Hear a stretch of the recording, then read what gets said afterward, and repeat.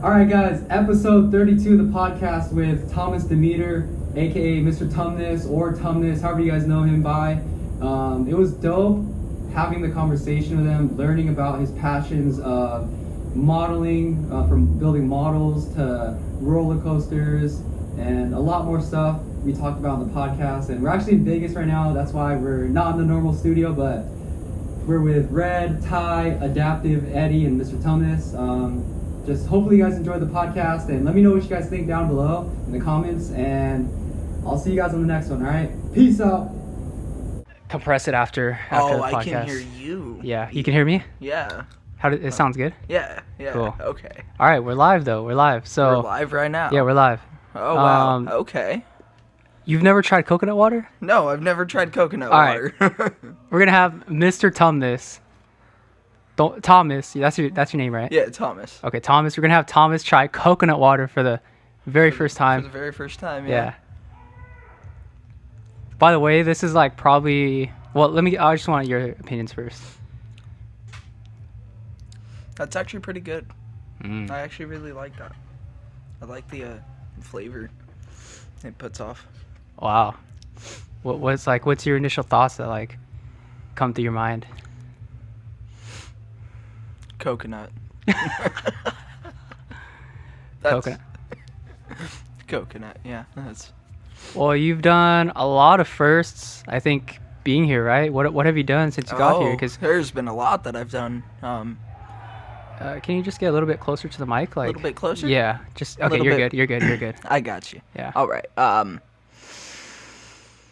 There's been a lot. There's been a lot of first meetings with a lot of people, for sure.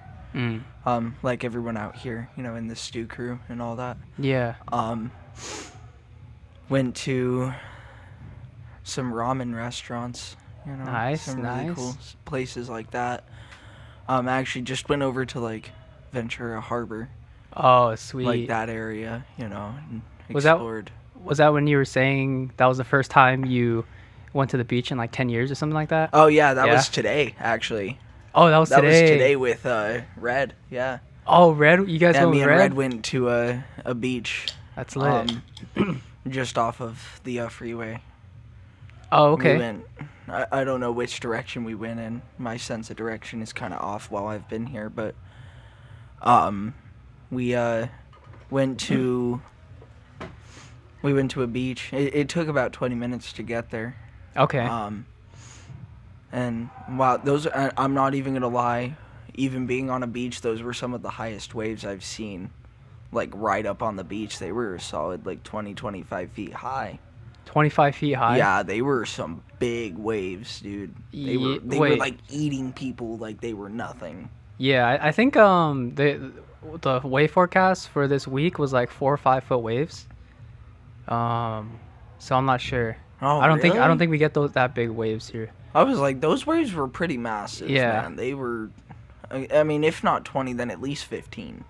Yeah, easily. It's usually rare. Big waves. I think around wintertime, that's when we get the big waves. Cause dude, I remember one time at the Ventura Harbor, that was the biggest waves I've ever seen at the Ventura Harbor. They were pretty big. They were pretty big over there. Yeah. I love waves. I'm not gonna lie. Yeah. Like the look of them, the sound of them. I love waves. The sound of crashing waves. Yeah. I could like fall asleep to that, dude. Sound. Yeah. Yeah. It's like so relaxing. What else have you done? And you were like with Linear Greens? Mhm. I was with Linear Greens. Did you like? That was when I went to Ventura Harbor. Was with Linear Greens. We went and she just kind of showed me around the area, like around Ventura itself and around Oxnard and. Just some of the things you can see and places you can get food. And that's, when I discovered that ramen place, we went and got food there. Okay. I went and got some stuff from Rocket Fizz. Hey, Rocket Fizz, bro. Rocket Fizz. Is there a Rocket Fizz over there in Utah? There is. Oh, there is. Oh, nice. But it's just like, I don't know, it's just such an inconvenient drive.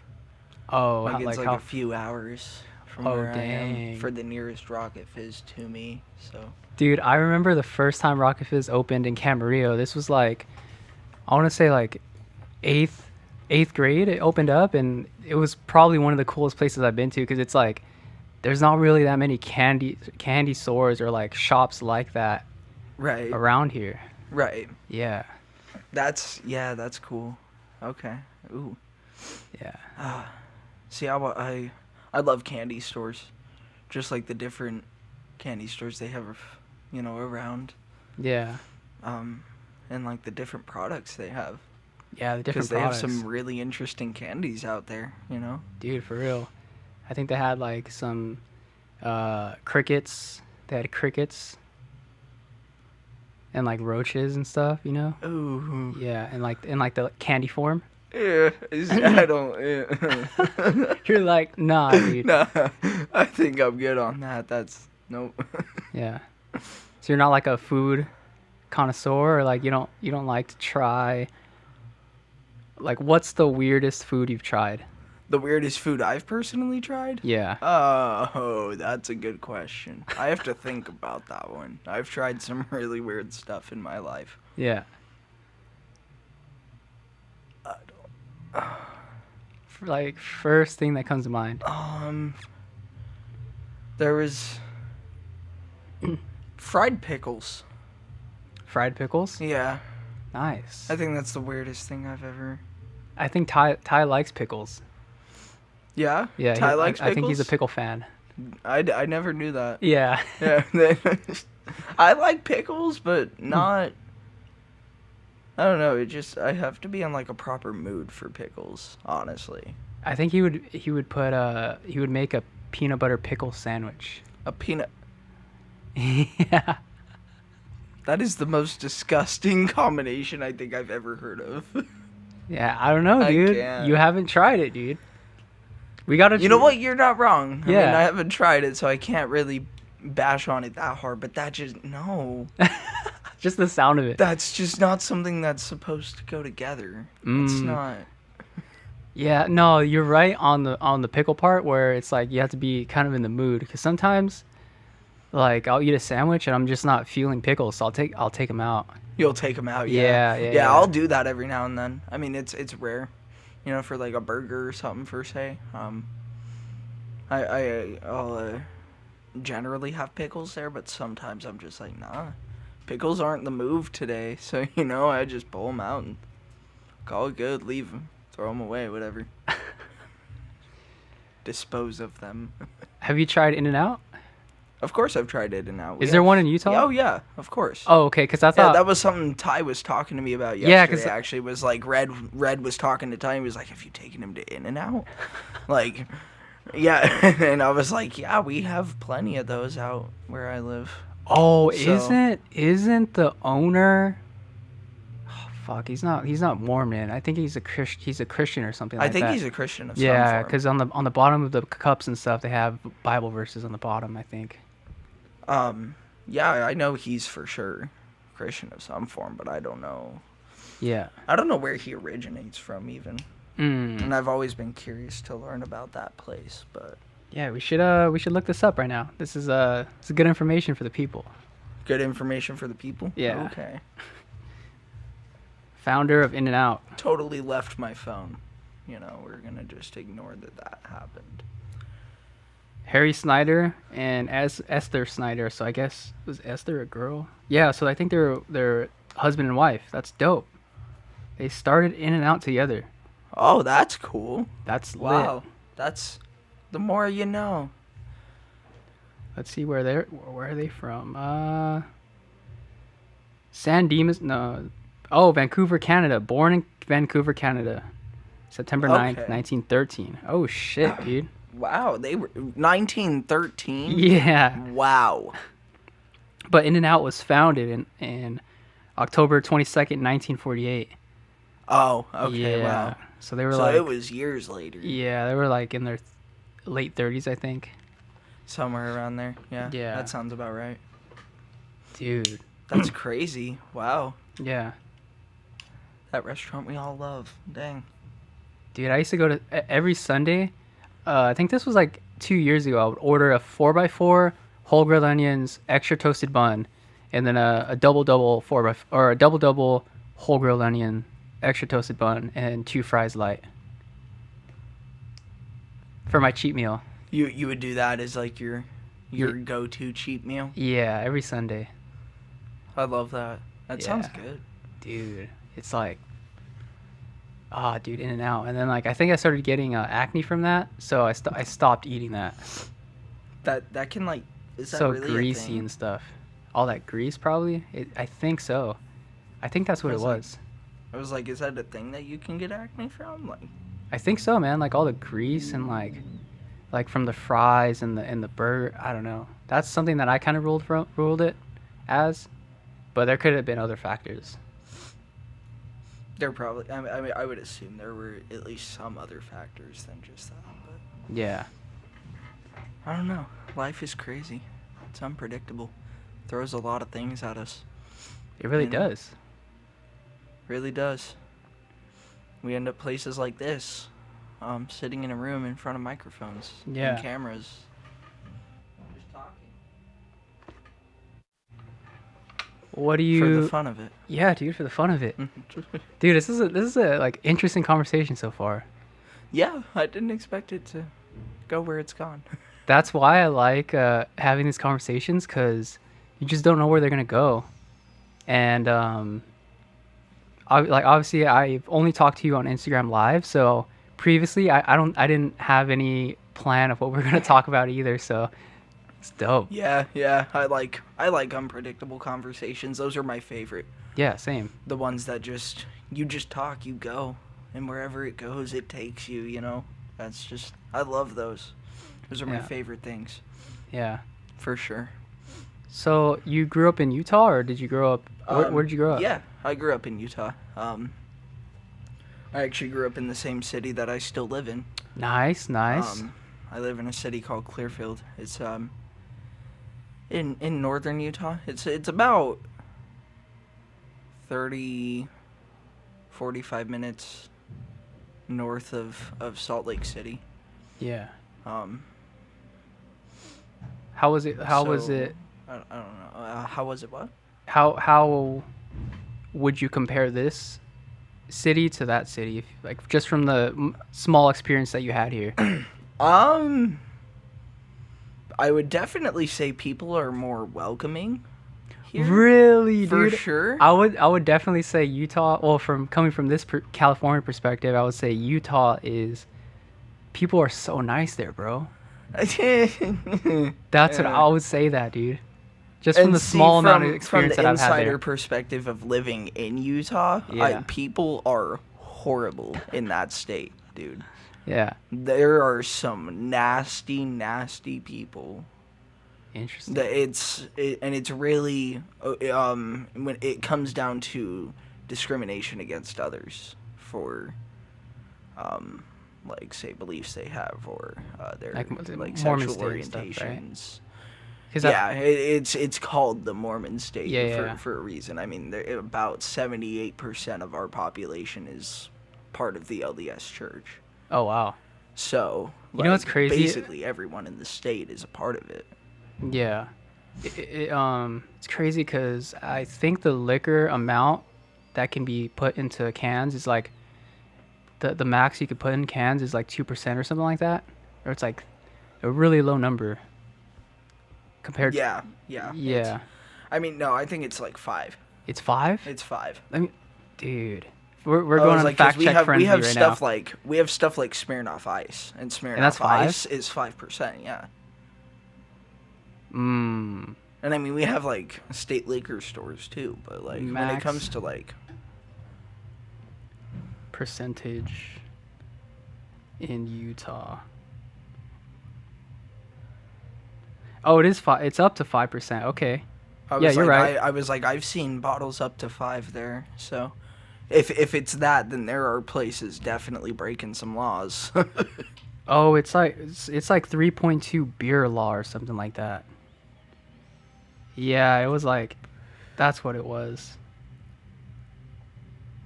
I don't Just know. some weird old law. Yeah, Makes sense. yeah, We have weird stuff in I don't- that state. yeah. You have some beautiful stuff too. Oh yeah, Amazing. I mean, we're Beautiful known stuff. for our snow Yeah. and our mountains for skiing and snowboarding and stuff like that. Yeah. It's Mountain mainly biking like and out in stuff. Provo that we get a lot of snow, but we do have mountains in Utah, like in the Rocky Mountains in general, not just Utah, but like there are parts that are in Utah where we have mountains that they have snow 10 months out of the year on the mountain caps. Crazy. I mean, I don't know if they're mountain caps that people can go to or not. I don't know whether they're too high or like what's the deal with those, but Yeah. we have mountain caps that have snow for 10 months out of the year. Interesting. So like even into some of the summer months, you'll be feeling like 97-degree weather outside. Look up at a mountain and there's snow at the top, and you're just like, this doesn't make sense. Yeah. This doesn't compute. Yeah. I was in Bryan Head, like 2 years ago too. It was dope. It's a cool little small city. Yeah, like kind of like a vacation place you can go to take vacations and like mountain bike and stuff. Yeah. Mountain yeah. bike, like UTVs. Yeah, it was dope. Good time. Yeah, good time. Yeah, that's good. That's good. We have some scenic places there. I mean, even minus the snow, we just have some really scenic like forests and stuff like that out there. Yeah. I will say Utah, like for the nature of it, it's a beautiful state, but for the people that live there, it's definitely not what I would call it. But we won't get into that. Yeah. So you grew up in Utah, and what were you doing? Like, I want to try and understand young Thomas. Like, Young Thomas. Like, what were you doing to like? Did you have any hobbies or passions that you like were doing as a young Thomas? I had this thing for just building like models of things. Like you go to like a hobby store. And you get, like a model plane or like a model car or a model boat or something. Yeah. Scale modeling in general, I just had like a love for that for some reason. Interesting. Would you like paint them and everything like with yeah, I would go into detail with the ones that required glue and all that in your own painting. I would go kind of crazy with my paints. That's sick, dude. I wouldn't even make it look realistic per se, but I would definitely paint my own things. And yeah. That's definitely that. Yeah. You're gonna just not go away. You're gonna get out of here. You're gonna just chill over here now. Peace. That's that. Deuces. Go away. Scale modeling, dude. Yeah, scale modeling. What got you like model trains too. What got you interested in that? Scale trains. My grandpa. He was really big into. His thing was HO scale trains. That's like why I wanted to mention that. Wow. Was he had like a whole table that he built that had like a waterfall at a point, and like the trains would go through tunnels, and it was like a really detailed track for model trains. Yeah. And doing stuff like that just got me into making stuff like cars and planes, just like all sorts of models. Yeah. Just looking at big things in a smaller scale. For some reason in my brain there was something that I just absolutely loved. Interesting. About it. So I loved building that kind of stuff. Yeah. Was your grandpa like, did he work on trains or like or what did he do for work if you don't my grandpa, I think he actually worked I don't know. I think for the longest time he was a fire inspector at the Hill Air Force Base. Where interesting. I am. I think that was what he did, but I know that at one point he was a cop too. Okay. In Clearfield City. Wow. For about 6-7 months he was an actual police officer. Oh shit. Dope. That would like respond to calls and stuff. It was, but I don't know for sure. Me and my grandpa, I mean, we have we semi have a connection. Yeah. But we've always butted heads when I was growing up. So I don't really know as much as I should about him, I say, but I don't know. It's As understandable. far as I'm concerned, though, he was a fire inspector for most of his life. Okay. So, Yeah. and there was just those little bits where he had like a few different jobs, you know, Interesting. trying to get to where he found one that he liked, like the pay, you know, settling down on the job per se, you know. Okay. And what age was this, like, when you were building model When I was building models, models? Yeah. I started building my first models when I was 4. 4. Okay. Yeah, about 2005 Damn. was when I started building my first models. They were like big entry level stuff, you know what I mean? Yeah. But, Yeah. like just the snap together type of stuff. You didn't even have to glue it. It just went straight together and boom, it was done. You know, just simple little things. Yeah. And like at that point, so you just kept doing it, right? And then after that, did you find another passion or hobby that, like, because I don't know when music came into the... See, that's Was the that question music? that everyone has is like, when did music become a thing in your life? And see, that's the craziest thing is I don't know how music became a thing. I know when, and it was probably about the beginning of 2018 actually. So it was 2018? like recently Interesting. Okay. that was when I started DJing. Production, like actually producing my own tracks, didn't happen until the beginning of last year. Okay. But see after like models and stuff like that, it was roller coasters. Like going on roller coasters or No, like designing. Like I use this software, and it's like the professional version that's like $100 some odd. There's sorry, my brain goes all over the place sometimes, but there's a professional version and there's like the version that consumers just buy of this program for say. Okay. Yeah.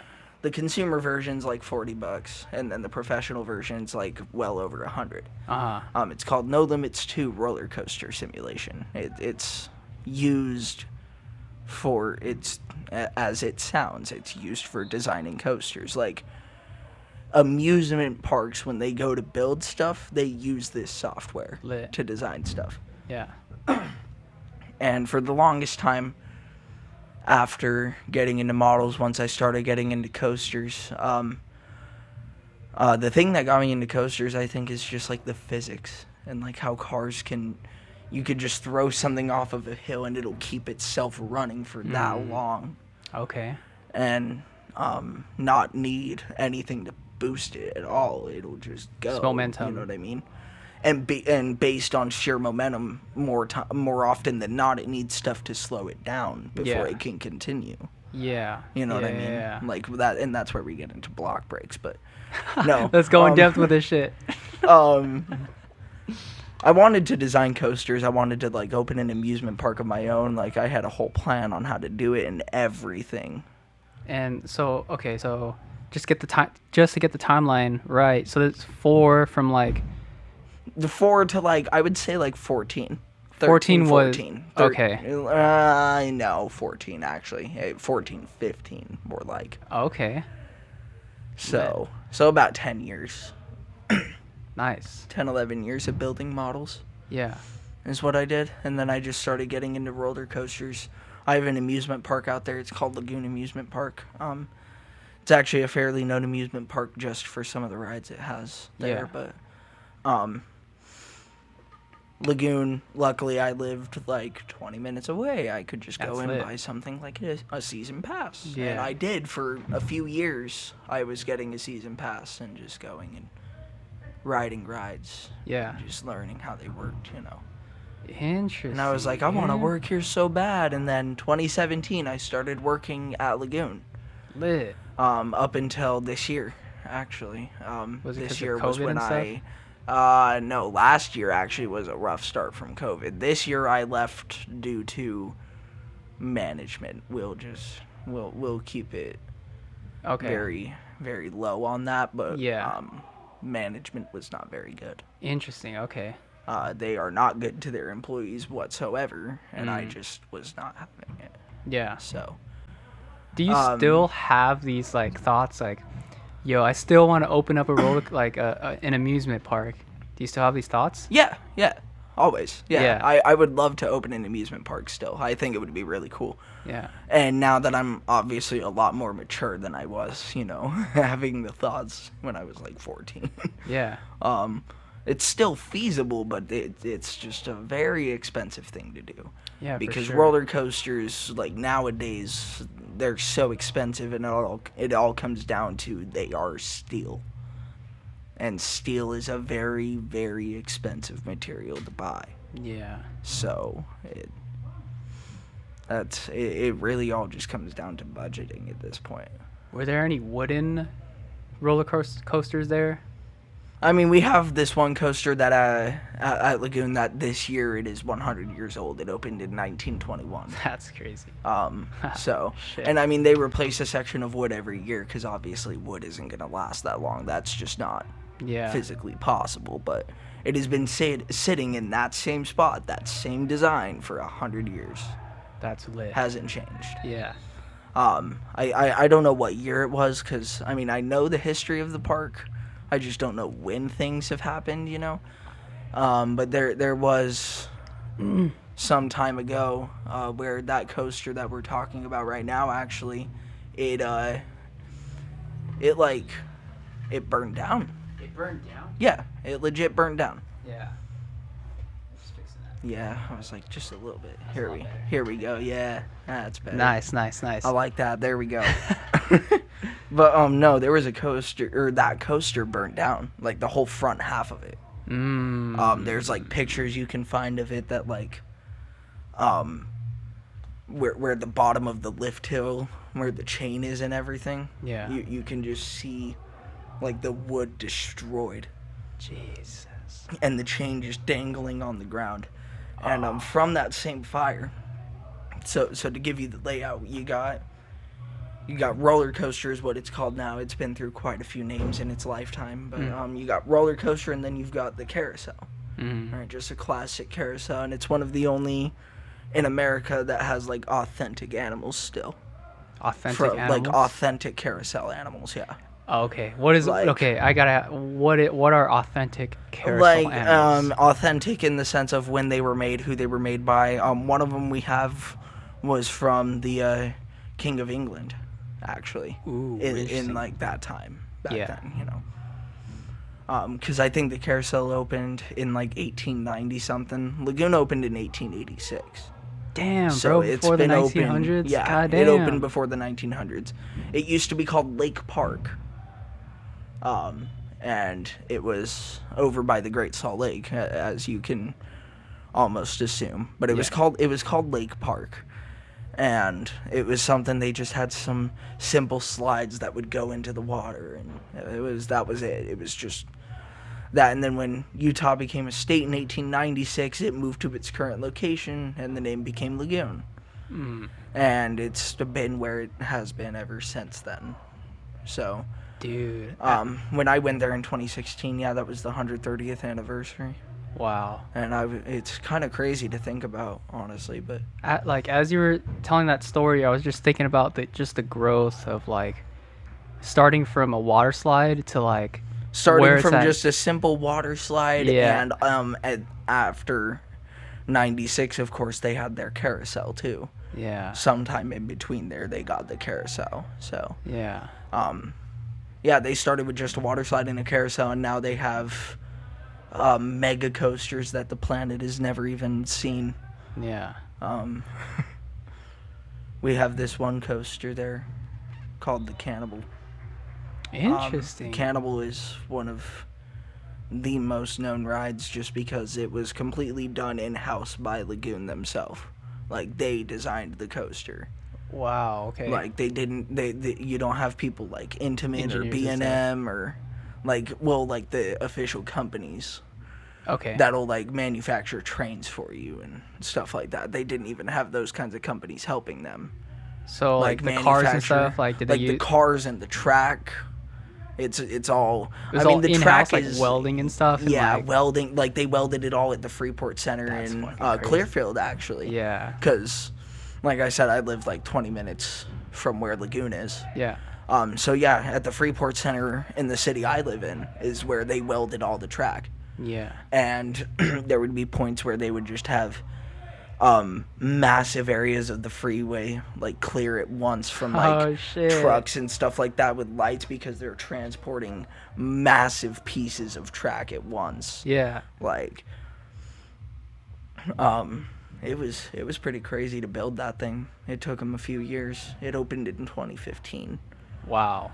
It was supposed to open in mid 2013, to give you an idea on how long it actually took them to get it done. Yeah, that was like the plan estimated time to have it done was mid 2013, and it didn't completely finish till like the end of 2015. Oh shit. So yeah, it was basically open for like 2 weeks of that season, and then we have to wait till next season. Bye. Like y'all can come back next year. Yeah. And let me tell you, those lines were terrible. For Cannibal in 2016, they were horrid. They were, especially because they didn't know very well like their operating processes. You know what I mean? It's still a new ride to, not only is it a new ride to the guests, but it's a new ride to the employees too. It's a completely new thing. Yeah. And so the lines were like a solid 2.5 hours long. Yeah. Easily. When if you were to have that same length of line today, you'd probably get through it in like an hour. Oh shit. Maybe even less. Like, they move quick. Yeah, that's quick. But but at that time it was like 2.5 hours. Shit. To even get on once. I feel like that's how it is. It was one of those things you would just wait, get on once, and just go on other things for the rest of the day. I feel like that's how it is at Six Flags, bro. Oh yeah. Yeah. Definitely. It's funny. Yeah. I love it when people mention Six Flags and Lagoon, because Six Flags has been trying to buy Lagoon from the Freed family, because that's who owns it, for so long. Yeah. For so many years. Yeah. And they just won't let it go. Oh, I don't think they should. Because they're so, dude. well... Like, that's the... See, I don't think they should, because it's a family-owned park, and it's one of the only family-owned parks in the U.S., and I do agree with that, but my thing is the way they're choosing to run the park is far from okay at all.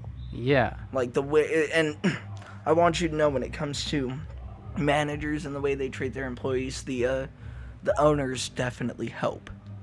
Yeah, so it just seems like it's like an insider thing, like it's not they're like really. It needs to be cleaned up. They're based on favoritism. It needs to be cleaned up for sure. Yeah. They're based on favoritism, and that's where it becomes really horrible. And honestly, if you ask me, and if you ask anyone in my family, because like a lot of my family's worked at Lagoon, and that's why I worked there too. Yeah. If you ask them, they will tell you that the Freeds are just about money, dude. That's all they want. I mean, I understand the end goal for people is money, because we need money to live, you know what I mean? But they are just stupid greedy about it for no reason. And like, tickets to a single day pass to get into Lagoon is $86 right now. A single day pass? A single day pass. That's interesting. And I started 4 years ago, technically. 2017 would be 4 years ago, right? Yeah. Yeah? Yeah. So I started there 4 years ago. When I started there, it was $55. Shit, dude. Inflation, bro. Yeah, the inflation is nuts. Yeah. Like, but they just raise the prices so much for everything, and it's just not... I don't know. I understand businesses need to do what they need to do to keep themselves going and get money, you know, but there's so much money being spent on other things that they shouldn't be spent on. Like, adding new rides, when really they should spend that kind of money on fixing up the Midway. And the Midway is another roller coaster. No, the Midway is the place you walk. Like, okay. It is the Midway. Okay. Of like how you get to all the rides, and the park itself. Okay. It is the Midway. Oh, okay. So like the asphalt that's laid out for people to walk on, and like paths, you know, to get to rides and like certain parts of the park, you know. Okay. So And that asphalt is just like so cracked and so destroyed and just so messy. It just doesn't look good, you know. They should really invest in fixing stuff like that, like how they put themselves off to their customers, you know what I mean, to their guests. I really think that the way they put themselves off is very important. Yeah. And I mean, for God's sake, the owner of Lagoon is literally the person that sets the safety standards for amusement parks nationwide. Oh shit. Okay, he's literally that big corporate dude for all amusement parks in the nation. Yeah. So, of all people, he should know that. And you look at the way they get away with some things on their rides, dude, and if OSHA were to see some of that stuff, they would be in the ground. Yeah. In an instant. Yeah. And like OSHA's like the inspection company. The Occupational Safety and Health Association, I think is what they're called. Yeah. But they check like safety standards, across like anywhere, like even in food places, stuff like fire extinguishers, making sure they're locked up properly, like in a glass container and they're not exposed, or you know, like that like nitty gritty stuff about safety is really where OSHA comes in. And if OSHA were to go to Lagoon, they'd be shut down so quick it's not even comprehensible. Yeah. They would be so I don't know. That park is just different. It's interesting hearing you talk about this, because it's just the history alone. Hearing you like talk about the history and the passion that I guess they have for that place, for the place, roller coaster place. Mm-hmm. It seems important to like the community. It seems like. Yeah, Lagoon is definitely important to Utah as a whole. Yeah. Because it is the only place we really have to go to do. Like, it's really one of the only interesting places for, say, that we have that people, like, say, younger people, you know, can go and do things for fun. Like, we don't really have anything else. I mean, we have water parks, but not, like, water parks aren't for everyone. Yeah. So, it's a big place there, but... And don't get me wrong, Lagoon holds a special place in my heart. Like, I love that place, and I know a lot about it, and I really care for it, but there's just so many things that a lot of their team is deciding to do that I don't appreciate. Yeah. And I just... that's the kind of toxic environment that I don't want to be a part of. Yeah, for sure. Honestly. Understandable. I wanna keep as much positivity around, and I definitely saw myself mentally crashing while I was working there. For sure. Yeah, bro. I mean, like, for all that stuff that you see, that's not up to the standard. Like, you can, like, for you, when you do open your music park, it's like you have the ideas of like how you want to run it and shit, you know. It's like, oh yeah, and that's also another reason that I wanted to work at Lagoon too. Yeah, was the thought of opening an amusement park. Why not work at one? See how certain things work. Yeah. Obviously, my biggest interest was the rides, because every season I worked there, I worked in rides. That's what I did. But just getting that experience of working there and meeting new people, learning how the rides actually operate, which people think roller coasters would be so complicated to operate. Like, honestly, a lot of people perceive it that way when really it's a few buttons. I would say it's a few buttons. I would say it's easy, but not as easy, because like when it comes to basic operation itself, most rides you literally hold 2 green buttons and the car sends. Oh shit. For roller coasters like that. But then you have stuff like what a ride we call Colossus, the Fire Dragon. It's a classic doppel looping coaster. So, you know, just the classic double loop that you'll see in carnivals and stuff like that. It's one of those. That one you have to like hold a button to start up the chain. And before you can start up the chain, you have to watch for a light and watch the train bump forward, and that's because the train is coupling to the lift. Oh, wow. And so you have to watch that happen before you can send it, otherwise it won't let you do it, or if it were to start, it would just really, really destroy the under parts of the train. That sounds chain like itself. an older style. Yeah, no, classic Doppel looping coasters were like 1986, like the 80s area. The coaster Fire Dragon that I'm specifically talking about was designed in like 75. Okay. And it operated in Germany as a like a carnival coaster that like moved around different places for about 10 years, and then Lagoon bought it from the company that was using it. Oh, shit. And it's been in that same spot that it's been in ever since then. Oh, shit. Other than they used to, I don't know if they still do it, and if they do it when people can't see you. Yeah, I guess they do it when people can't see them, type of thing. What do you mean by that?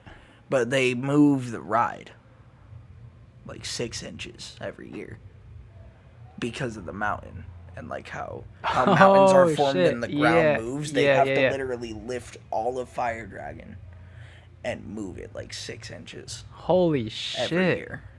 Damn. Because otherwise the ride will just move too close and it'll start messing with the momentum, and Bro, to keep it in its same spot, they have to move it like that. That's mind-blowing, dude. Just hearing that. Holy shit. It's crazy, yeah. Yeah. To give you an idea on our mountains, by the way, that we deal with in Utah, there's an idea for you. Yeah, because, bro, that alone, for me, that shit scares me, dude. Hearing that? It's kind of scary. Yeah. And I've always hated living where I do, too, because we're, like, by the really big fault line in Utah. And the big fault line that's in Utah is one that runs like across the nation, basically. It's like it's one of the biggest fault lines in the nation, and we're like right next to it. Shit. So it's a lovely thought. If that thing ever shifts, we're dead. That's just that. I always have this like thought, like I don't know what TV show it was or like movie where the dude just fell into that like crack that opened up. I'm like, I always think of that when faults breaking and shit.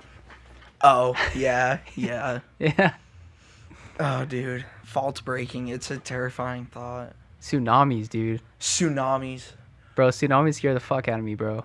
I was watching this YouTube video, like last week, about tsunamis and like theoretical tsunamis per se, and like what if like massive chunks of land just drop into the water type of thing. It's gonna displace it, right? Create this fucking huge. So I saw this thing and it was like 106,000 tons of dirt, like of like land itself just falling from the land into the water. Yeah. And it created a tsunami that was upwards of like 800 feet tall in their simulation that they created with it. Yeah. And I was like, dude, that's I don't know, tsunamis are scary. Yeah. Because can't a tsunami devastate like a whole city if it wanted to? Well, I think the end of the Younger Dryas period, which is like the Ice Age era, there was a theory where an asteroid hit the Earth, and that asteroid made, I think it was like 500-foot waves, and it wiped out like civilization from there, and like that's where all these theories of like the Great Flood come in, and like, you know, from the Bible, and like all these like ancient stories that people tell of a Great Flood. So I think that actually occurred in like history. You think so? Yeah. Yeah, because like there's evidence. event. Yeah, there's like the Missoula floods in like, I think it's Montana or something, up north, that you can see like fissures in the earth that was created by these waves. Yeah. That's crazy. Yeah. Wow. Water is a scary thing. Yeah. Did you know I don't know how much you know about like ocean exploration and Not stuff like that, but we just recently, the U.S. just recently hit the bottom of the Mariana Trench. interesting. Wow. Challenger Deep, the deepest part of the ocean. Like, no one's been able to reach there type of thing because Yeah. it's just so deep. There's so much pressure. Yeah. We haven't been able to make something that can sustain it, Yeah. But we finally hit the bottom of there, and this is now bringing up more of a subject of, like, global warming and, like, littering and stuff like that, but they were down there and they were exploring. They found some really cool fish, and they found a plastic bag. Down there. Yeah, and I couldn't help but to think, if everyone on the planet saw this video, I would hope that it would terrify them. Yeah. Because that's the deepest part of our oceans. Yeah. The parts that humans haven't even been able to get to, and our litter has reached there. That's mind blowing, Like, dude. 35,000 feet below sea level, Yeah. and there's a trash bag. A white trash bag Yeah. at the bottom of the ocean. Like hearing that, and then also seeing the Great Pacific Garbage Patch, that is mind blowing as well, dude. Yeah, it really is. Yeah. The amount of garbage on this planet blows my mind. Yeah. I think there's this guy. I'm gonna get his name, but he made a ship or like a device where it picks up all that trash and then like it recycles all the plastic and all the waste there, and it makes like sunglasses and it makes like shoes or something like that. So Whoa, really? yeah. That's cool. Yeah, so like inventors and stuff like that, like people that are willing to like think outside the box and create shit, like I feel like we need more of those people, bro. It's like, Yeah, you know? I think so. I think we need a lot more people like that. I don't know, there's a lot of people with a lot of thought processes that just kind of blow my mind. Like, sorry, I'm just gonna look up the. you're okay. For example, conspiracy theorists. Yeah. Those people really blow my mind. Yeah, bro. The for me, it's like not believing everything that's told to you, but questioning everything. Yeah. It's like you can't just take in whatever like you hear or like you see. Like I feel, for me personally, I feel like you have to question it and just don't believe everything that you're told. And like that's where like some conspiracy theorists like are crazy, like lizard people or like crazy shit like that. I don't know. I have an open mind about it, but I'm like leaning on the side of it's definitely not possible. Yeah, no, there are like conspiracy theories that I'm just like, what are you talking about? You know what I mean? But there are some of them that when you listen to what the person's saying and like what like facts they have to back what they're saying, Yeah. and all that, and you just think on the realistic side of what they're talking about, a lot of it makes sense. You know what I mean? There's a lot of things that I feel like people, like a lot of people have believed. You know what I mean? I feel like there's things that like a majority of people have believed, per se, Yeah. that are completely different than what we see it, Yeah. because we're not willing to open our minds to new possibilities. Side note: the guy that's cleaning up the Great Pacific Garbage Patch his name is Boyan Slot. Boyan Slot. Yeah. Okay. He's cleaning it up. He made like this invention where like it cleans up it has like two like I think it's two ships, and it has a device in the middle that catches all this plastic, and then it has like a conveyor belt or something that brings the trash into the ships, and I don't know if it makes the glasses there, but I think it does, and it recycles that plastic and makes new products like there. New stuff to use. Yeah. From that garbage patch. Yeah. From that garbage patch. That's That's kind of cool. Yeah. What the heck? Yeah. But Boyan Salah, shout out him. He's like, dude, I think he's like 23. Big shout out. Big shout out. I think he's like 23 or 24 too, which is like Wow, so he's like crazy, young. bro. Yeah, he's young, dude. He's young. Yeah. Wow, big shout out to him, man. Hell Making yeah, man. bigger moves than I ever could have thought to make. Yeah. Like, wow. Yeah. That's cool. Yeah, like I don't know on like conspiracy theories. I want to think of some like that. Like how people talk about the construct of time Yeah. and traveling through said time, okay? Yeah. But time itself merely is a construct. I think Time itself doesn't exist. We made that so that humans have something to keep track of. But time itself is not something that we can like physically. Does that make sense? I don't know how to go into detail on it. It's really hard, but like Yeah. everything that has happened was meant to happen, but also wasn't meant to happen. It never will happen, already has happened, and is happening as we speak. Yeah, like that, like that's the duality of like of life. I feel like, you know, like one cannot exist without the other, and like Yeah. type shit. Yeah. That, I don't know. I don't know. Just time itself is weird. That's Yeah. like, there's a lot of conspiracy theories on that, and like, I mean, quantum physics, you know, traveling, and I don't know. I it just boggles me how people talk about time travel, and you know, almost put it into that realistic of a perspective, but time itself isn't even. It's just there, like. Yeah. That it's not something we can physically bend. Time isn't an element.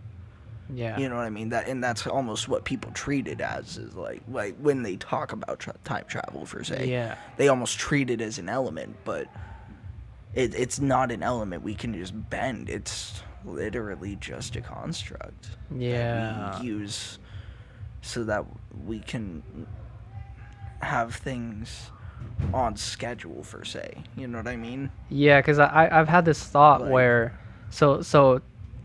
this is, I don't know if this is like a true thought. It's just like a random high thought. It's like, no, you're good. what what if like the 7 days of the week, like what is that, like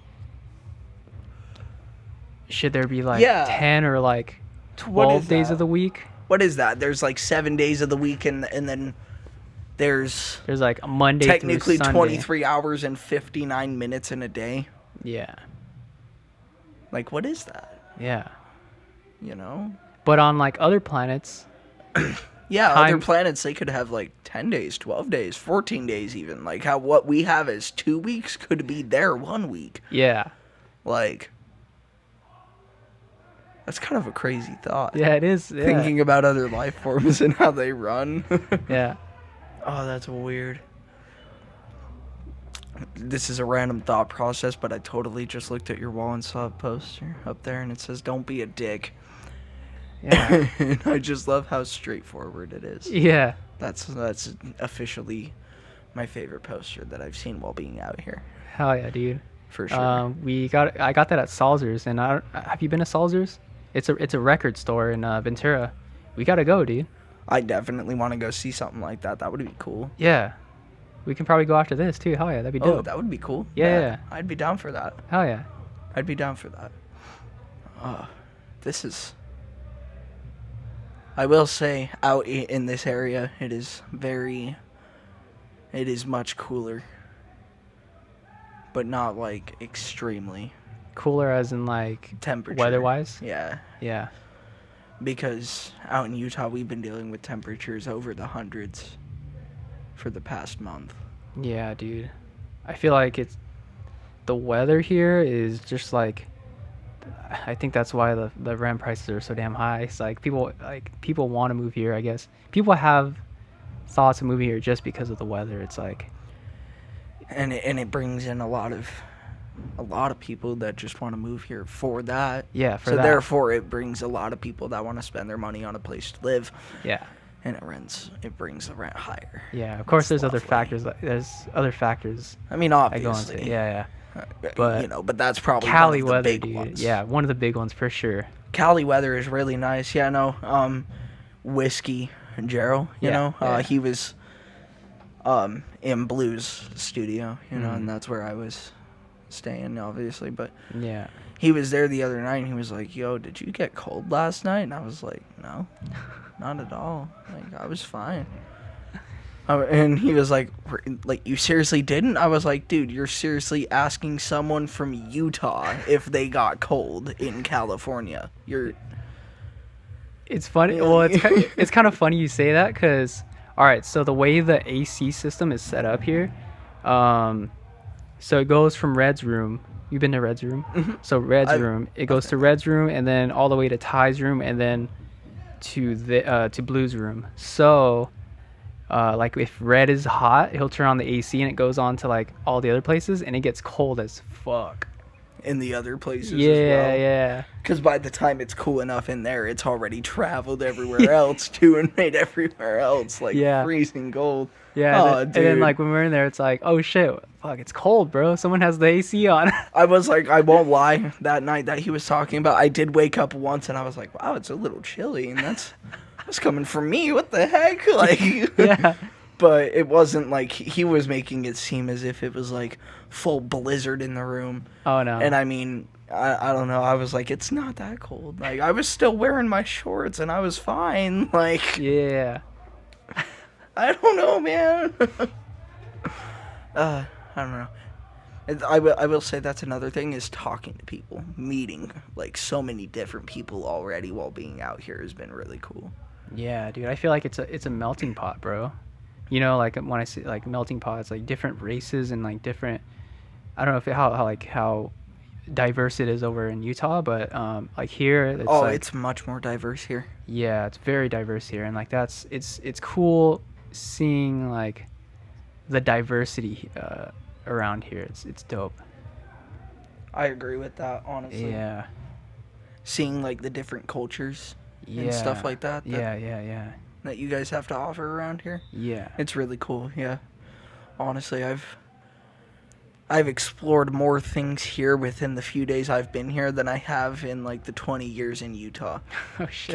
Okay, like if that tells you anything, it's really there's so much to offer. Like Yeah, dude, and like sometimes like living here, I'm like sometimes I take it for granted. Like we have like so much stuff here and like sometimes I have to remind myself like, yo, like it's fucking beautiful here, bro. It's like it's amazing. sometimes you here. have to remind yourself that like Yeah, it's like, wow, dude, like look at all this, like look at the beach, like look at the PCH, like the coast.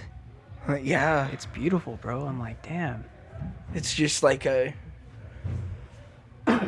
very beautiful place. Yeah. sure. Yeah. Definitely would love to live here, honestly, and I want to at some point, but it's so expensive. Yeah, it is. It's so expensive. Yeah. Oh. I don't know though. I think it'd be worth investing in. For sure, dude. Not only for like the beauty of the place, but for the music scene too. Yeah, oh, yeah, for sure.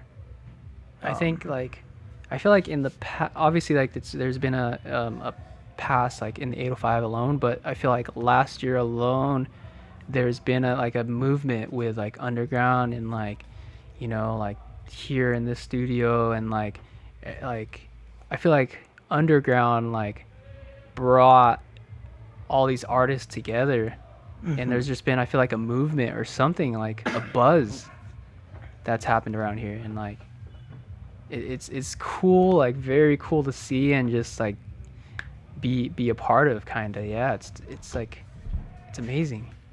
Yeah, I was like, I bet it's cool to just sit and kind of like sit by and watch everything just escalate to what it's becoming. You know? Yeah, watch it unfold and shit. It's cool. That's Oh, no, and I mean, even from like the outside perspective, watching you guys as a whole, Yeah. just grow and connect with so many people and just Yeah. How did you meet? Cause you met Blue first, right? Yeah. On Insta. yeah. How did you meet him? So that's actually even it's kind of funny. Even Blue had to ask me that question. Yeah. He was like, "How did you come across me? What? Like, where did we get in contact?" So at Lagoon, I would obviously make friends with a lot of people that I worked with, and we would go through many different people, and you know what I mean. Just I don't know. There was a lot of connections from there for sure. I met this dude, and his name is Alex. He's a guy that could have been a problem. Oh, yeah, I can hear myself. Wow. We sound great. Yes, we sound fantastic. Here we go. All right. So the podcast, like, OBS was having issues with like the streaming video. Yep. We missed out. It was like 15 minutes that we missed out on. Yeah, there wasn't really much missed, Yeah. but I think it ended on you meeting Blue. So I definitely want to end like on you meeting Blue, and then just like call just it kind of kind tell of a call it story good of how, from there. Yeah.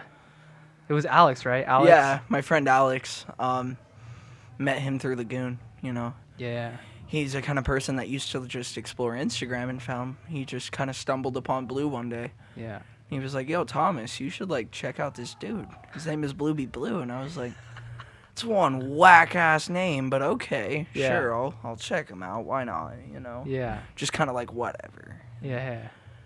At this time, Blue was not making stuff that I was into, so I was like, "Who the hell is this guy? What the?"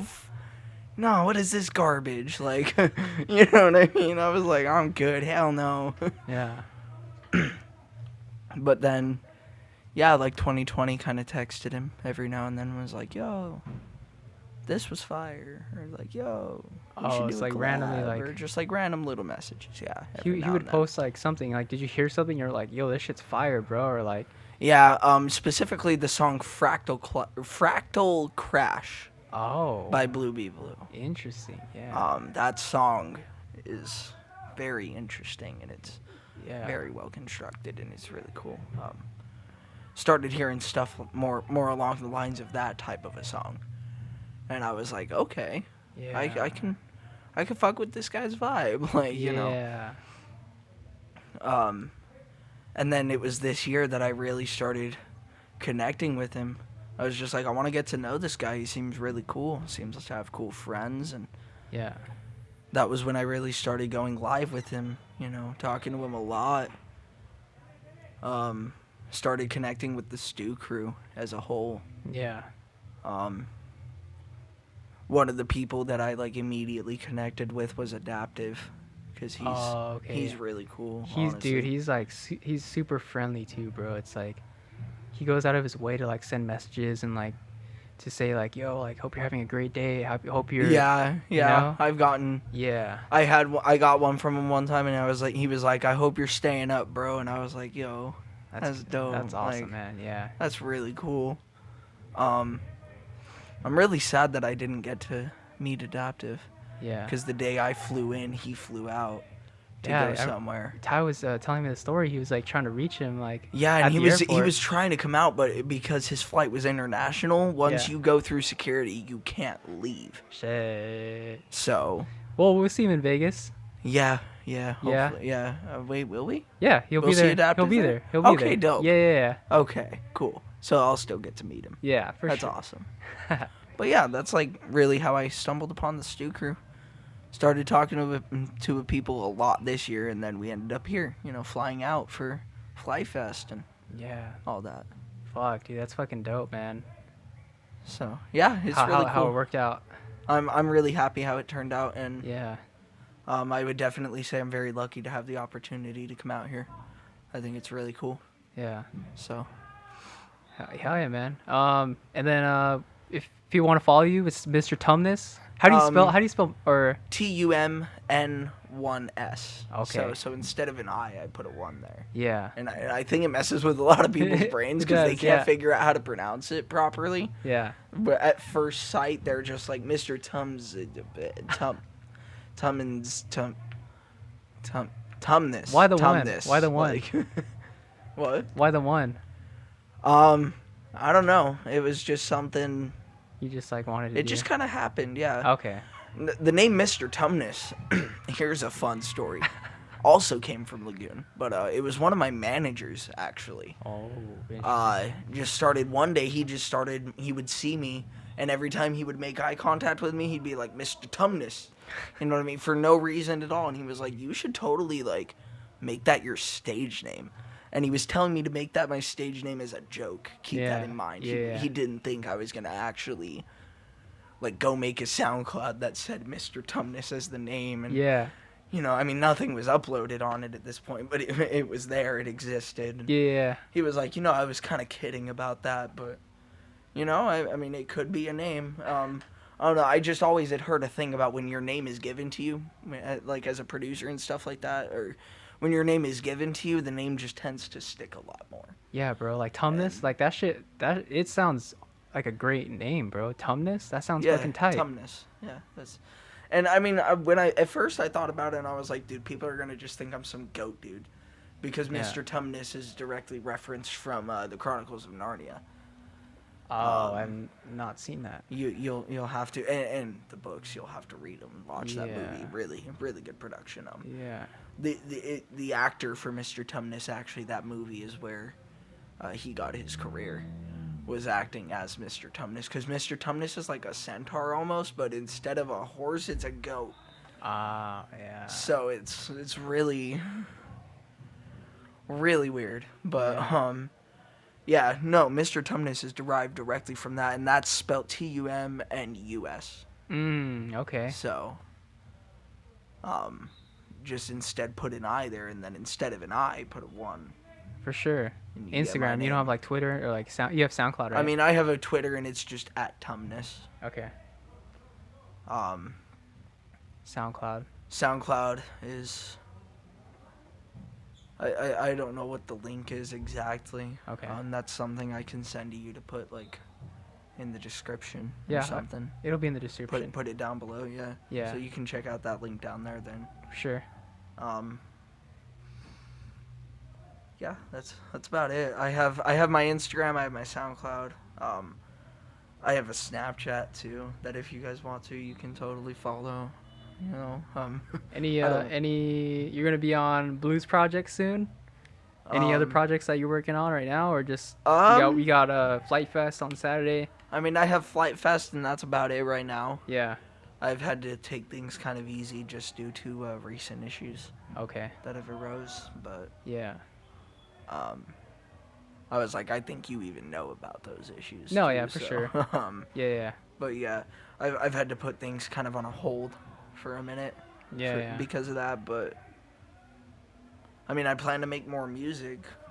Definitely plan to release things, and I'm very open to collaborations with basically anyone. Yeah. I want to get as diverse as I possibly can. Yeah. So that's another thing that I want to tell people for like the podcast itself. If you guys want to, you're more than welcome to shoot me a message. I'm more than likely to respond. It might take me some time, but 100% I'll get to it at some point, you know. Yeah. So. Sounds good, bro. All right then. Got it. Well, I think second time's the charm. Yeah, second time's the charm. Yeah, I think we got an outro now. Yeah. All right. Yee. Peace. Peace out. Let's